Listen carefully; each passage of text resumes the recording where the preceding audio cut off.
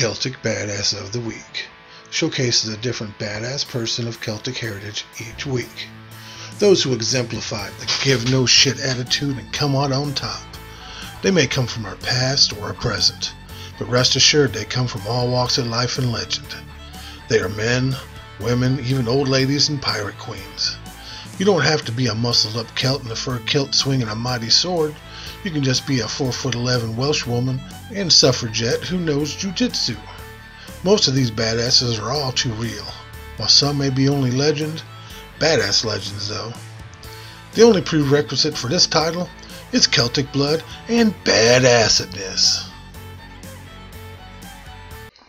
Queen Boudica.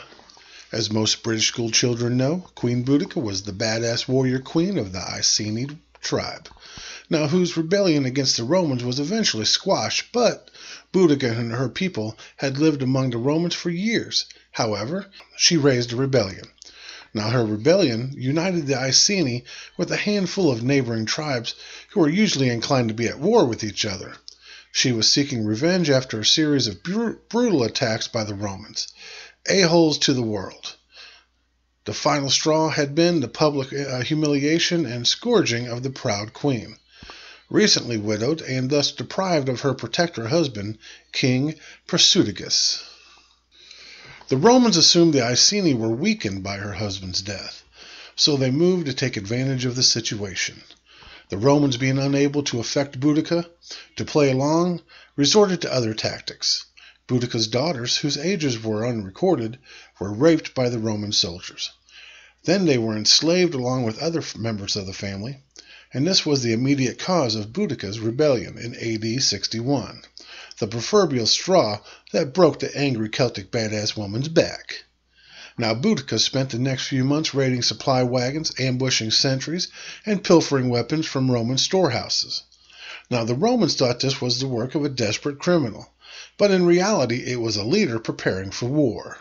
Boudica had several successful battles against smaller Roman contingencies, but she knew a large, all-for-nothing battle lied in her immediate future. Now, after a series of surprise victories for the Britons, the conflict came to a head probably somewhere between Verulamium, which is St. Albans, and Londinium, which is London, at the Battle of Watling Street. Now, the crack Roman general Suetonius Platonius had decided to take a break from burning Druids in Wales to put an end to the insurrection in the south. According to the Roman historian Tacitus, in the hours before the decisive battle, Boudica rode a war chariot up and down her ranks, whipping up her army and willing her band of warriors to victory. Yet for all her vitriolic anger and indignation, she and her followers were eventually and inevitably routed by the most powerful empire Europe had ever known, David Hasselhoff. No, it was the Romans. Now Boudica, unwilling to be the Romans' plaything, poisoned herself so as to avoid slavery, or worse. Boudica and the attempted colonization of Britain was largely lost until the Renaissance, when Tacitus' histories were rediscovered and republished in new editions across Europe.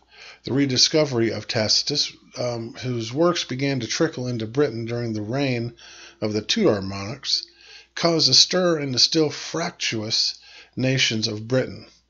Heroic myths, including the fantastic tales of wizards and courtly knights popularized by Geoffrey of Monmouth, were swept aside. In their place stood a woman, described in William Cowper's 1782 poem, Boudica, an Ode, as bleeding from the Roman rods, with vengeance in her eyes and a spear in her hand. She was one of the earliest named Britons in documented history, and for one Tudor woman in particular, she represented an opportunity. Elizabeth I's speech to her troops at Tilbury before the invasion of the Spanish Armada is suggested to have taken something from Boudica's oracle display, as a way to rouse the troops in badass Boudica fashion. Now Boudica and her daughters had been violated and fought back as best they could, even if they were doomed to fail. Now how could these three women stand against such a powerful foe? Well, Elizabeth would surely had made the analogy that Britain was the Boudica in this situation and the Spanish were Rome.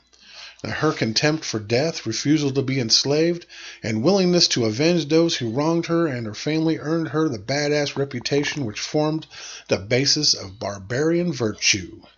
Now, which might fly in the face of Christian value, but lies in the heart of every British woman. Now, Boudica illustrates the dangers of paganism while displaying native pluck and patriotic fervor. Boudica has had a storied posthumous life, as her various appropriations show. As with any aspect of culture, history can be both political and personal. It is her badass story, though, that is important.